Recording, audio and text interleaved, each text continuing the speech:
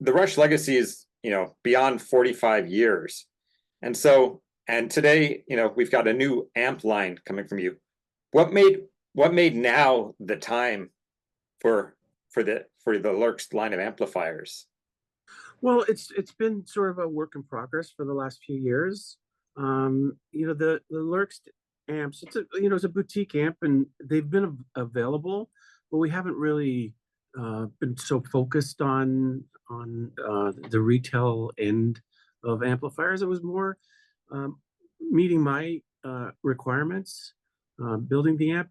I used a Marshall Silver Jubilee when we were recording Clockwork Angels, and I really liked it. It was a very useful amp in the studio, because normally in the studio we have millions. I bring all my stuff, and then we rent stuff, and that one really stood out. And I wanted to get one, and I couldn't find one. The few that were sort of available, at the end of the day, they didn't want to sell them. So I spoke to Michael McWhorter at Mojo Tones about building an amp. And he said, we can build anything you want. If that's the platform you want, we can do that. And then I asked, well, can we soften the top end? Can we just smooth out the top end and maybe make the upper mids a little gentler? And he said, yeah, no problem. We can do whatever you want. So we went ahead and did it, and I've used those amps since. Now it's, we're looking at a bunch of different Lurch stuff, and it seemed to be the right time to put all this gear stuff together, pedals, the amps, it's kind of a little project, and it's fun. They've made cosmetic changes to the amps, so I think they just look really, really terrific, very sophisticated. And, it's sort of the way I like to see it. So that's kind of how it happened.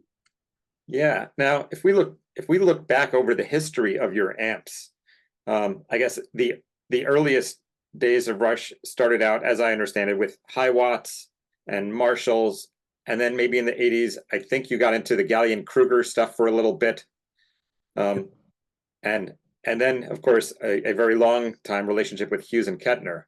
Yep. But something that I've noticed that it is consistent across your history of amps is that you're an EL34 tube guy. Yeah. Yeah, it's true, and that's what's in the Omega. Yeah, because it's got that, it's that British character. Yeah. Now I noticed, however, on your Lurxst, the Chai 30-watt head, that one has 6L6 tubes. Yeah. So it's a little different. That the response of those tubes is a little more different. It's a 30-watt amp. I think the response is just a little more open and defined in a way, whereas the Omega has that warmth in its sound. It's slightly different. It's not big differences, but just a little more open, a little more traditional in sound. Mm-hmm. Yeah, the Kai is a great little amp. I used it for a gig that I did just recently for Andy Kim. This is a Christmas special here in Toronto, and I used that just not long after I got it, actually, and it performed great. It's a nice package. I could carry it. An old man like me. It sounds awesome. Looks beautiful. Yeah, it's great. Well, it's funny that you mentioned carrying it, because I was thinking about, you've had really massive rigs while touring. I'm the author of a book all about building big guitar rigs, and I actually spent a lot of time talking with Scott Appleton and Mark Snyder. I've got 5 pages in my book just fully dedicated to one of your rigs, probably around the Clockwork Angels or R30 era, where you had lots of multiple Hughes and Kettner amps and lots of TC Electronic rack gear, and you had the really massive setup. And as I was looking at your new amps, you got me thinking about when you're not on tour, when you're not on the road, what's your go-to kind of setup for like jamming on an amp and a couple of effects that you need? What do you do? Yeah, so like if I'm doing a local gig or something, what am I going to take with me? So I think because I actually got the Kai out for the rehearsals and the gig, I was really happy with the way it sounded in that application on a stage with a bunch of other amps lined up, other players. It held its own. I was really happy about that. So to answer your question, if I'm going to go out and I'm going to do a gig, like a small little local gig, I'll take that amp. The effects that I would take, well, I would take, and I did take my Lurxst, my Vitor. Hello, this is the Vitor pedal, and I took that with me. I would take a delay and maybe a chorus. You know, I kind of OD'd on chorus, I think, through the late 70s and most of the 80s. But I just love it. I love the sound of it. I love how I feel when that kicks in. So it would be, basically those three amps: a good boost, a delay, and some chorusing. Yeah, and do you have a collection of 20,000 delay pedals? What's your go-to there? For that sort of thing in the past, I would just take, a Boss delay pedal. What, ED1 or something? I can't remember exactly. For chorus, got a second? Yep. Sorry, I was gonna show off. Sorry. So I was gonna show you my CE1. I guess it's the very first big giant chorus pedal from Roland. Yeah. I still have it. My very first one that I bought as soon as it came out, because I used the JC 120 in the studio for Farewell to Kings, and as soon as they made a pedal, I had to have it because I was just so addicted to the sound. And it still works. It still works. It still sounds amazing. That's awesome. So let's talk about switch from the amps to your guitars. I know you've got a big history with a couple of different brands, most identifiably Gibson Les Pauls and Paul Reed Smith guitars. So tell me about your evolution through guitars, what you've been playing, and where you're going with guitars today. Cool. So, my first really good guitar was an ES335 that I got in 1969, I think. I loved that guitar. I loved the look of it, the sound of it. Jorma Kekkonen used one, Alvin Lee, George Harrison. Like, there were so many players used it, but it wasn't that heavy duty Les Paul kind of thing that other sort of group used. So I felt like it was a little bit different, and to be in a rock band using that guitar, just like a heavier rock band, just seemed a little different and unique. So that was part of the appeal, and I loved it. I loved the way the body felt sitting down and playing it or standing. Just everything about it was great, and it solidified my love of Gibsons over the years. But that's not the only guitar, and these are all, for me, these are all tools, and they all have their own characteristics. They all have their own jobs, and I enjoy using them for those different jobs. So I had a couple Strats over the years and Tellys, and I would use Fenders in the studio for doubling mostly, and the Paul Reed Smiths, I just wanted to try one day, and I was so impressed by the workmanship that I used them almost exclusively for about 10 years in the 90s. And then I went back to the Gibsons because, again, it's just a different tonality. The Gibsons had a bigger, bigger yet more open sound, whereas I found that the PR Smiths, after a while, were more of a fixed kind of sound. I wasn't getting quite the response that our music was demanding as we were going ahead. Now we have this line coming out with Godin, the Lerxst guitar line, which is, you know, 3 different guitars from 3 different eras. They're all based on those Strats that I modified in the late 70s, early 80s. So the one that stands out the most will be the white one, which is the Limelight guitar, which is based on my Hentor Sportscaster, which is the guitar I used on Moving Pictures to play that solo in Limelight. So it's really exciting for me to get to this point. This has been a project that's been, you know, we've been working on for, my God, at least 7 or 8 years now. Oh, wow. Spoke to the people at Godin. I like the idea that it's a Canadian company. They've always made an excellent quality instrument, and they were, you know, all fully into it. So, in fact, I'm going there next week to spend a couple of days at the factory and, you know, meet the team and do some interviews and things like that. So, really looking forward to the release of this guitar. The guitar is great. It sounds really good, and it's the playability.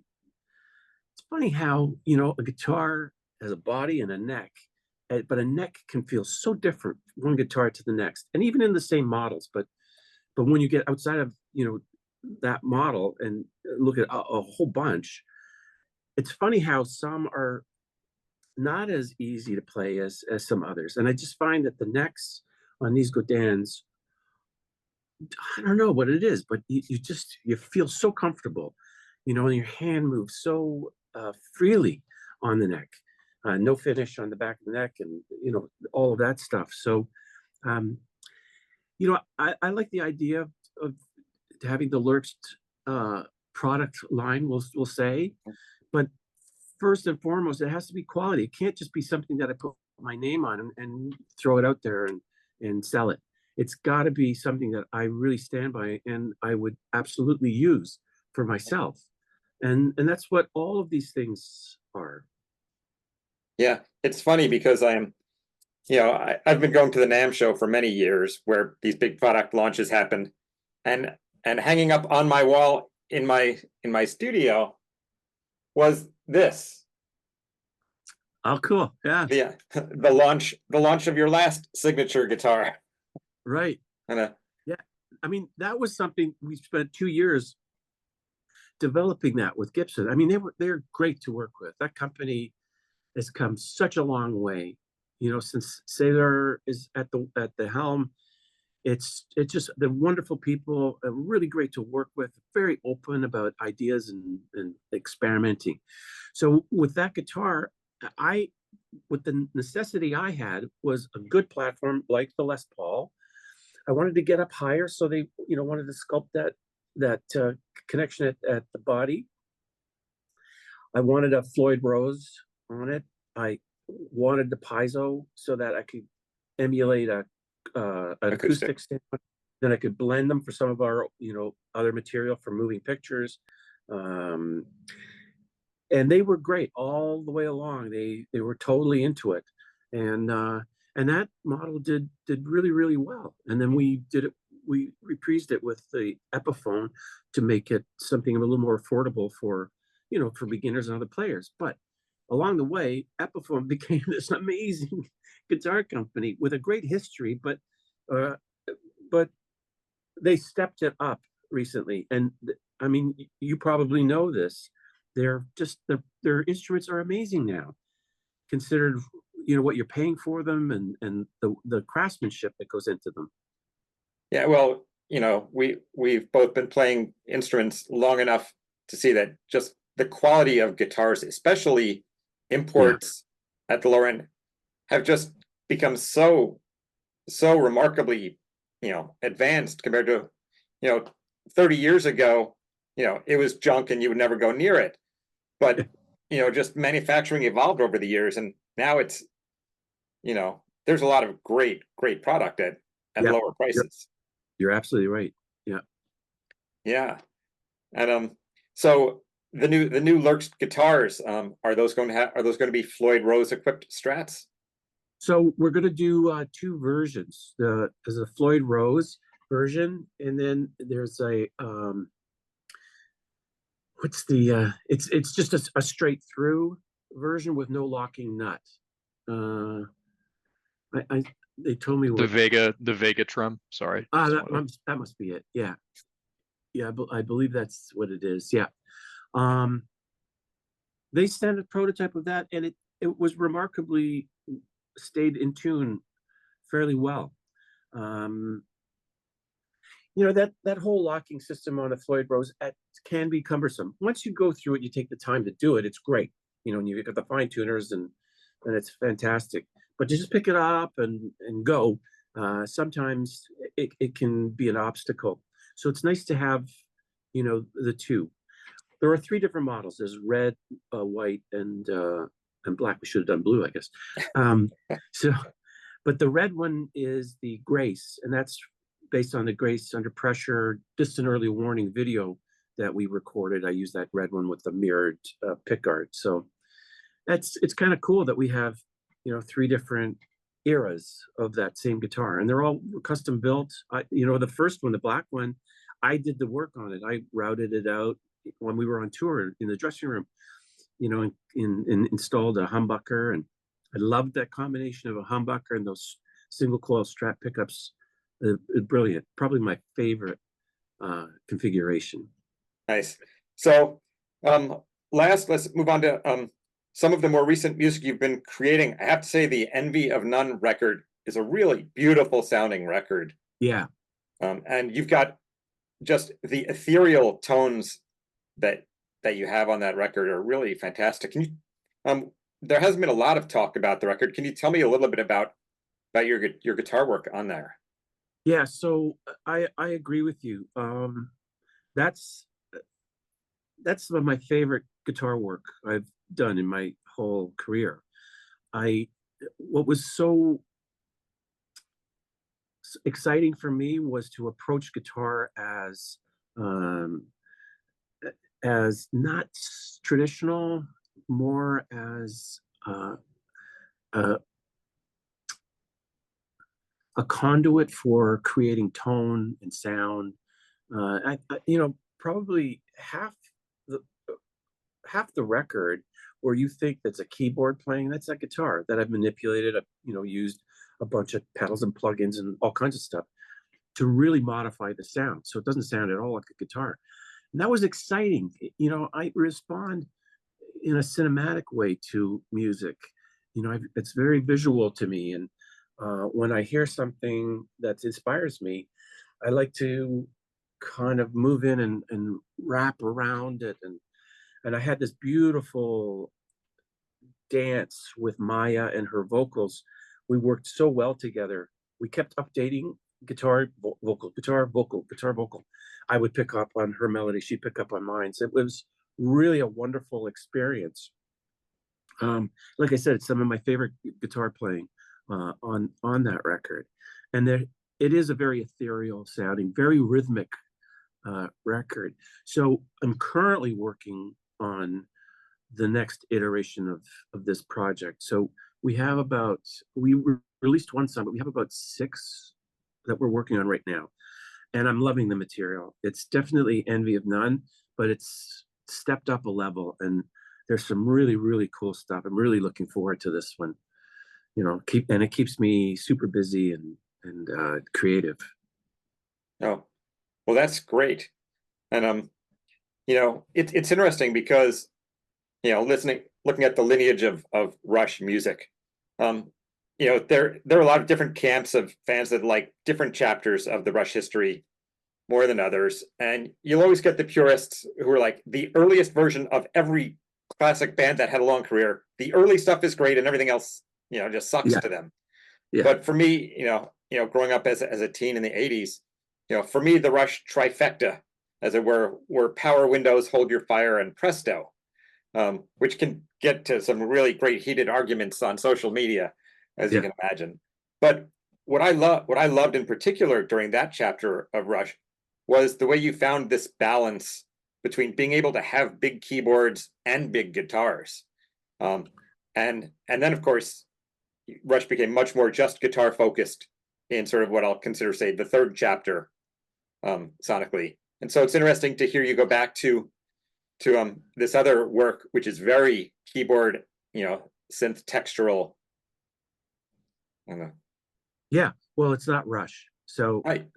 that's fine. It's a whole different thing. There are no solos. We're virtually no solos on the NVM dunk stuff, and that's intentional. I don't find that it services the song in the way that this material needs to be. I think that 80s period, it was very challenging for me to get the guitar presence to stand out amongst all those keyboards. Those two records, particularly Hold Your Fire and the other one, Power Windows. Yeah. Power Windows.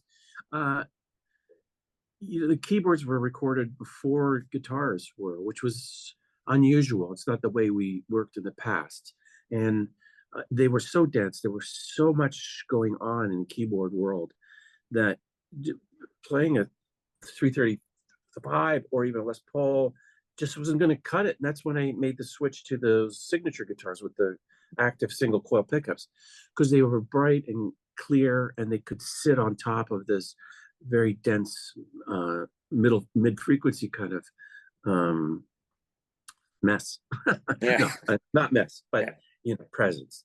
And I think when we got to Counterparts, we all felt like, yeah, let's pull this back a bit to go back to the core of what we were all about. We can still augment the songs and our sound with keyboards, but let's focus on the three-piece first before we do all that stuff. So that was a concerted effort that we all agreed to and made, and then all those consecutive records were more of that, which I don't have a problem with. Yeah. Awesome. It's funny. I realize I need to apologize to you for something I did about 40 years ago, maybe. I was a teenager and I was at a bar mitzvah and I won a brand new copy of Signals on vinyl, but I traded it to my friend Todd for a pair of roller skates. And well, I had different priorities when I was in junior high school. And yeah, I might have done the same deal. Yeah. Figured I'd let you know that I deeply regret my decision. Well, I forgive you. How's that? Nice.